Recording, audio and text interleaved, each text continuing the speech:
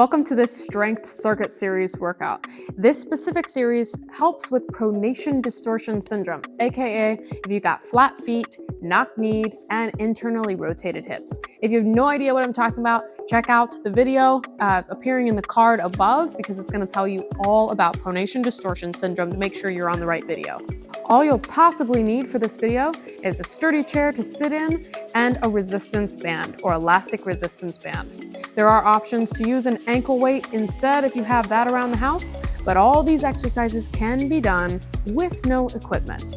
As you may notice, Josh here is barefoot. It is best to complete this entire circuit barefoot just because that does help train your feet to increase their natural strength. However, the exercises can be done with shoes. Go ahead and grab anything that you might need to get started. This is designed as a follow-along video where we're going to be teaching you each exercise step by step, so that way you can do these at home. All right, exercise number 1 is the short foot exercise. The goal of this exercise is to just raise your arch. Basically, you're contracting the intrinsic muscles of your feet.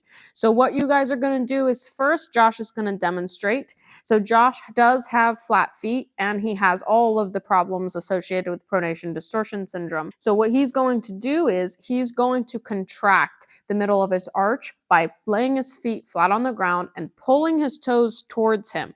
Now his goal is going to be to just raise that arch and not the ball of his foot. This is a really common problem people do when they're trying the short foot exercise. They roll to the sides of their feet, and this is just to kind of help them figure out the movement, but it's not the proper way to do short foot.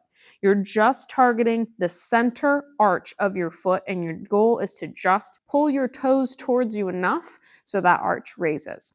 Hold that contraction for a second or two and release. I recommend, if you're struggling with this, start with this for 1 foot at a time, but otherwise, to save time, you can do this exercise both feet at a time. Simply pulling your toes towards you and raising that arch, hold for a couple seconds, and release. Your goal for this movement will be to do 10 repetitions at least if you can, but the ultimate goal is fatigue plus 10. I'm going to mention that for all exercises in today's video. Hitting the point of fatigue for your muscles and then aiming for 10 more repetitions. In other words, fatigue means that tingling feeling that you start feeling in your muscles when they're doing exercise. It's the onset or the beginning of muscular fatigue. It does not mean that you're gassed. So you hit that point where you're starting to feel it in your muscles, and then you do 10 more. In this video, we're going to follow along Josh as he just does it 10 times for all exercises. Your goal is to make sure you can start with 10, pause the video, and then get to the point of fatigue and add 10. And that being said, if you do start feeling any type of cramping in your foot, just give it a break. Give this exercise a break because you're just building up the stamina that those intrinsic muscles of your feet need to keep performing this exercise. So don't give up on it if you start cramping, but just give your body a break when you start cramping if you do. All right, so we're doing the short foot exercise, fatigue plus 10. We're just going to be doing 10. Pause the video so that way you can hit your fatigue point and then do 10 more repetitions. We're doing this double foot. Go ahead and get started with your first repetition. Getting ready, starting now. Go ahead and pull those toes together. Hold briefly, release. Good job. Pull those toes towards you. Hold briefly, release. And again, pulling them towards you and release. Making sure that the ball of your foot by your big toe is not leaving the ground. Release. Continuing on. Just that arch is lifting, release. And again, you're making sure that arch is lifting off the ground, release. And if you feel any cramping at any point, be sure to stop or pause and come back to it. Continuing on, another one. And release. And you're on number 9 right now. And release. This is number 10. And if you've felt fatigue from number 1, you can stop now. Otherwise, pause the video, get to the point where you start feeling that muscular fatigue onset, and do 10 more repetitions. All right, so we just covered the exercise that strengthens the intrinsic foot muscles. We're gonna move on to two other very weak muscles that commonly come alongside pronation distortion syndrome, and that is your anterior tibialis. In other words, the front of your shin, and your posterior tibialis, which is behind your shin bone or behind your tibia, but it is on the inside of your calf, basically, or the inside of your ankle. For this, you can do this exercise seated. You can do this with a resistance band. You can do this with nothing just to get a feel of the movement, or you can have an ankle weight for these exercises. Let's get into it. So for this first exercise, it is really convenient to have a linear TheraBand. So in other words, one that is not looped. The looped ones do work as well, but I find that these have a little bit more leeway. You can actually loop them and have more stretch for them than some of the pre-made looped bands. So I do recommend these. Otherwise, you can use an ankle weight. And I'll show that in just a second as a variation with an ankle weight. So for this first exercise, we're going to target the AT, or the anterior tibialis. Now, this is the front of your shin that requires you to flex your foot into dorsiflexion. So Josh is going to put this band flat underneath of the ball of his foot. He's going to step down on it if it helps him, so that way he can loop the TheraBand up and hold it together, and then step on it with the opposing leg. So you watch him step on it. This is a pretty light resistance band, meaning it doesn't have much resistance to it, so that way he can lift up his foot and he can hold at his knee. He's going to pull his knee in towards him. If you find this too difficult, you can simply just put your foot on the ground and you can just flex your foot towards you and hold it. If you find that it's really difficult to pull your knee towards you and it's way too fatiguing, simply do this exercise with an ankle weight, and you can drop it on your foot instead of using a resistance band. This is one option. And you just flex your toes towards your head. So Josh is simply just flexing his toes towards his head and holding. That's a variation. Otherwise, you can do this with absolutely nothing if it's way too fatiguing, and you can just pull your toe towards you and flex your foot up with no resistance. Your choice, just some alternatives if the method with the resistance band is too fatiguing. So Josh is going to pull his knee towards him, keeping that foot down on the resistance band, and all he's going to do is he's going to dorsiflex his foot. He's going to hold briefly for a count just to feel it in that shin. Right there, he's going to feel it.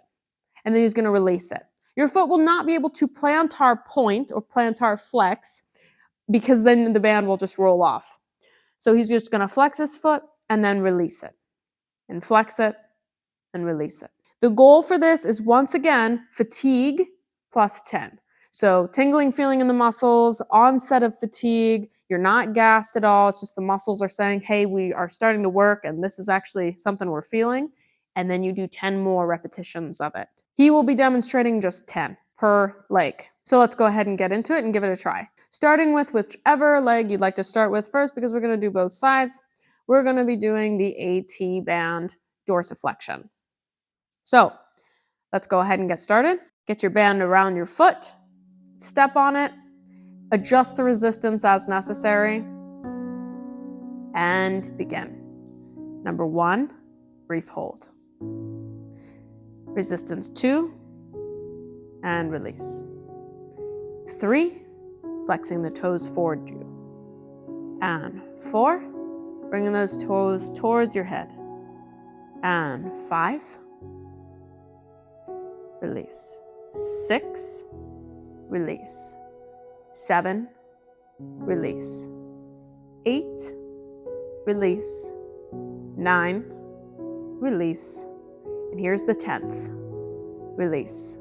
Pause the video if you don't feel muscular fatigue yet, and keep doing 10 more once you feel the point of muscular fatigue. All right, let's switch sides. Then loop that band around the other foot. Remember, you're putting that resistance band on the bottom of the ball of your foot. Adjust it as necessary. Place your foot on it. Lift your leg up. Pull the knee in. And let's start the other side. 1, and release. 2, and release. 3, and release. 4, and release. pulling the toes towards you. Release. 6, release. 7, release. 8, release. 9, release. And here's the 10th one. Pause the video if you have not hit muscular fatigue or that feeling of onset of fatigue. Once you reach that fatigue, do 10 more repetitions on this side. All right, this next one is also seated. It targets your posterior tibialis, which if Josh can place his foot in number 4 position, that is the muscle that runs behind your tibia on the inside of your leg. And the tendon crosses over that big ball on the inside of your foot. That's called the malleolus. So this posterior tibialis needs to be strengthened. So we'll just use a resistance band once again in the seated position, and we'll be able to strengthen it. So Josh is going to get that resistance band, and just like we did for the AT band dorsiflexion, we're going to wrap it around our foot, trying to keep it nice and flexed, trying to prevent it from rolling. So Josh is going to loop it around his foot. He's going to put the 2 pieces of the band together. Try to flatten them out if he can. He's going to step on it with the non-working leg. Holding it down, he's going to drive his working leg up, adjusting the resistance as necessary by just letting go of his supporting leg. And now he's in that number 4 position. Without shoving your knee down, try to open up your knees as much as possible.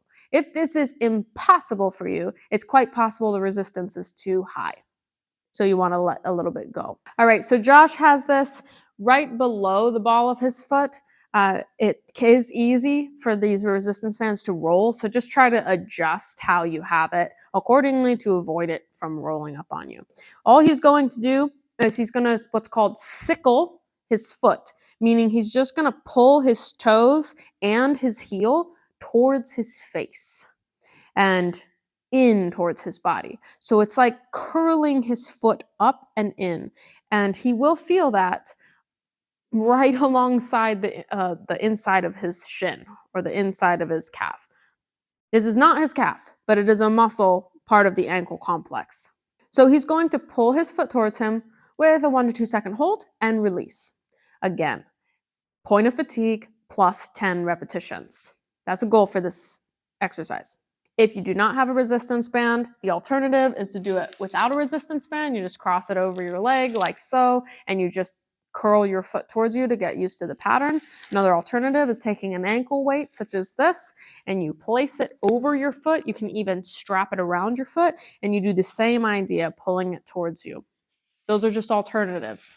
All right, so let's go ahead and get you situated and let's try it out. You can start with whichever leg you want. We're gonna be doing both. We're doing the posterior tibialis resistance band exercise. Josh is gonna be doing 10. You'll pause the video if you have not hit the point of fatigue by that time, and then you'll make sure you do 10 repetitions. All right, starting out, you've got yourself all situated. The band is looped around your foot and it's underneath of the supporting leg. Let's start. Number 1. In, hold, and relax. In 2, release. In 3, really sickle that foot in towards you. Number 4, and release. Number 5, and release. Number 6, release. Number 7, release. Make sure the knee isn't too high. Number 8, release. Number 9, release. And this is the 10th repetition. Release. If you have not hit the point of muscular fatigue, make sure that you pause the video, do as many as you need until you hit muscular fatigue, and then do 10 more repetitions. Josh is just doing 10, just in case you're just starting out and you hit fatigue on number 1. All right, let's switch sides when you're ready. Looping the resistance band around the other foot, and then the 2 pieces are going to be together on the ground. Laying them out flat can make this helpful. And then you're gonna step on it with the supporting leg, and always you can adjust how much resistance you have based on how close you step with that supporting leg towards your working foot. Cross it over in number 4 position, and let's get started. And curling in, relax. Here's number 2, relax. Number 3, relax. Number 4, really feel it, relax. Number 5, be intentional, relax. Number 6, relax. Number 7, good. Number 8, relax. Breathe. Number 9, relax. And this is the 10th, relax. Remember, muscular fatigue plus 10 repetitions. This is just 10 repetitions, assuming that you hit fatigue on number 1. Pause the video if necessary. All right, this next exercise is to target your gluteus medius. Your gluteus medius is commonly weakened by the pronation distortion syndrome. The exercise I'm going to show you is a standing variation of the common exercise known as the fire hydrant. The fire hydrant can be done on all fours, but I like to teach it standing just so that way you can master the form and completely understand what muscles are firing. For this exercise, what you'll need is just a sturdy chair. Now I'm going to have Josh using that just for stability. You can use a countertop or anything safe around your house that could be used to help support you. So Josh is going to hold on to the chair and he's going to start with his left leg just so that way you guys can see. And he's going to lift his left leg up like a dog peeing on a fire hydrant, driving his knee up and open. Now, Josh, go ahead and take your left arm, keeping your leg up, and touch your hip flexor. Your hip flexors are where you collapse forward, helping you sit. Do you feel those firing? So you can relax now. Those hip flexors commonly become super tight for people that do have weak medius muscles. The gluteus medius is responsible for hip external rotation and hip abduction. So when we're crumpled forward in a chair most of the time and we develop a weakened gluteus maximus and medius, or weakened butt muscles, this hip flexor tends to fire more. So a problem with this fire hydrant I see most people doing when they just lift their leg up is that they're just chronically activating more of their hip flexors and their TFL, which is another muscle here. A way to mitigate this, which is what you're going to do when you're completing this exercise, is you're going to lift your leg up and to the side, and then you're going to touch your hip flexor if you can. You're going to feel it, and then you're going to move that knee back. So the key is to the side and back. Now he's poking his butt because he can feel it firing. That gluteus medius is working to try to keep his leg opened and out. You can go ahead and relax. If you get to the point for this exercise where you are not feeling any muscular fatigue past 16 or even up to 19, one thing you can do is you can add a resistance band. The looped bands are particularly helpful for this exercise. You can step into it, and then when you're doing this exercise, it just adds a little bit more resistance for you.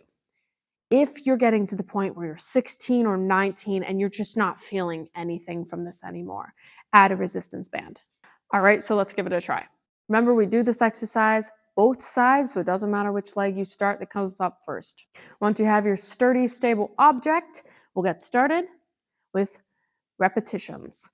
Point of fatigue plus 10 repetitions. If you're just getting started, this is a perfect part to just watch Josh because he'll only do 10.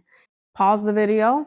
Otherwise, if you're returning, get to the point of muscular fatigue and then do 10 more repetitions per leg. Let's get started. Repetition 1, out and back. Hold at the back point and release. And 2, out and back and release. As you master this, number 3, out and back, you will be able to do it just diagonally.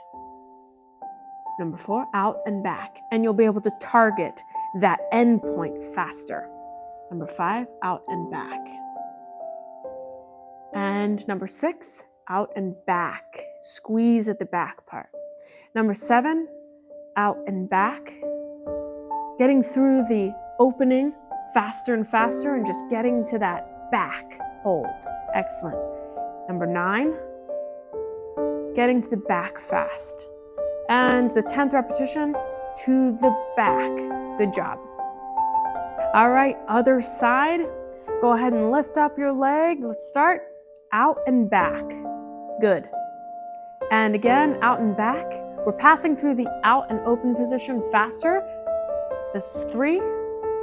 Just because we want the hip flexor, 4, to not fire as much. Repetition 5. Feel the medius. Repetition 6. Firing. Put your hand on it. Repetition 7. Slow and controlled movements for the hold at the end. And 9. And 10.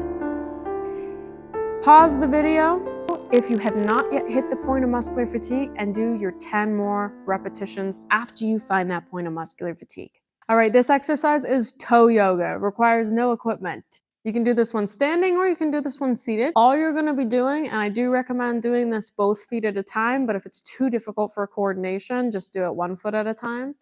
But you'll just have to remember that you're gonna have to double the sets just because we'll walk you through it doing it once with both feet.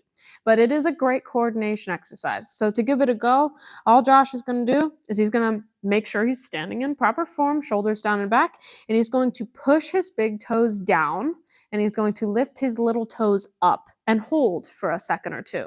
Then he's gonna switch and he's gonna push his little toes down and his big toes up. And then he's gonna switch back and forth. So he's going to aim to do to the point of fatigue plus 10. Now what constitutes 1 repetition? 1 set. So when he pushes his big toe down and lifts his pinky toes up, or his little toes up, and then he pushes his little toes down and his big toes up, that's 1 rep. So in this video that you can follow along with, we're just gonna be doing it 10 times, but for you to know, you wanna hit the point of muscular fatigue, and then you'll add 10 repetitions. For this one, you'll feel it in the bottoms of your feet, but you will also feel it in the tops of your feet, particularly your big toe tendons. All right, toe yoga. Josh will be doing 10 repetitions. Remember, you're pausing the video if you have not hit the point of muscular fatigue, so that way, once you do hit the point of muscular fatigue, you can do 10 more. But otherwise, if you're just a beginner, try it with the 10 first. All right, repetition 1. Pushing your big toes down, pinky toes up, hold for a beat. Switch pinky toes or small toes down and big toe up, hold for a beat. Repetition 1 is done now. Repetition 2, big toes are pushing down, and you're switching. And repetition 3 you're doing now, and switching. And repetition 4. And repetition 5. Double check your posture, make sure you're not slumping forward. And repetition 6. And repetition 7. Repetition 8. Repetition 9, and repetition 10. If you're a returning viewer, pause the video, hit your point of muscular fatigue where you're starting to feel it, it's starting to feel like it's doing something interesting to your muscles, and then do 10 more repetitions. All right, I hope you enjoyed these exercises. I do have another version of this strength series that is a condensed format, specifically a practice video, available on my website. If it's not already available, it's soon to be available. So sign up for the email list so that way you can try out all those practice videos. I have many more videos like this on my app to come. Otherwise, I have a stretch series that couples alongside this strength series for the pronation distortion syndrome. Make sure you watch it. Don't miss it, because it's going to compound the benefits of doing this strength training. So if you don't know at all what I'm talking about or why you would need to stretch anything, make sure you check out this video, which is all about pronation distortion syndrome if you haven't already.